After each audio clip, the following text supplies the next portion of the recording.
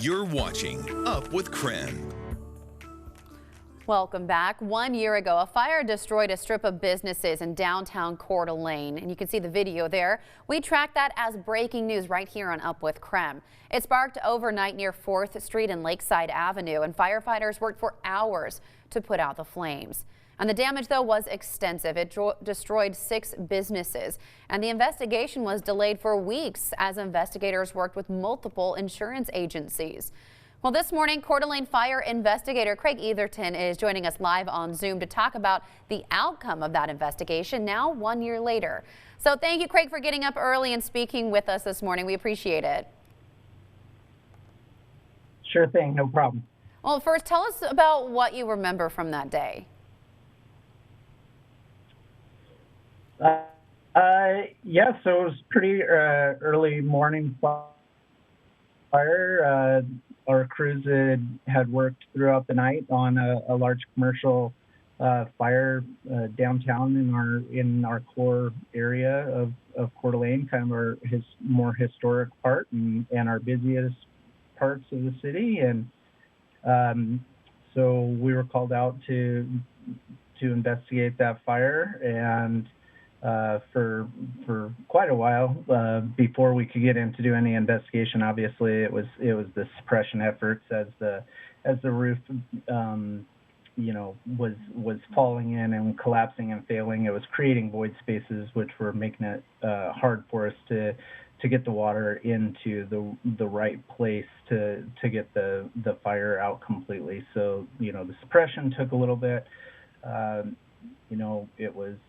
It was cool. There was a lot of water everywhere. There was a lot of debris everywhere. So, there's a whole process to it. We were able to get into a couple of the businesses and get some product out so that we could salvage some of their valuables. And it was just pretty big, pretty significant fire, especially for the city of Coeur d'Alene.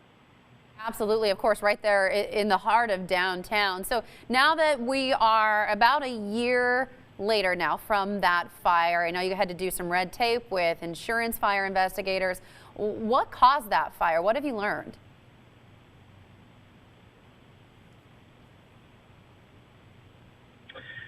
Yeah, so I don't know that it's necessarily red tape, just the process of how a fire investigation gets conducted. The city or local fire department will begin an investigation and do their part, and your insurance company wants to make sure that we're on the right track, and they will send out their own fire investigators as well. We have a good relationship with most of our private fire investigators around here, and we all work together very well to make sure that we can share information and be part of a team to make sure that we get to the right answer when it comes to these things. So when it was all said and done, I think we had 3 joint fire investigations with multiple fire investigators there at the scene.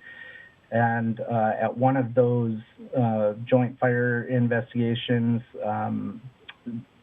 the building owner's insurance company fire investigator had pulled.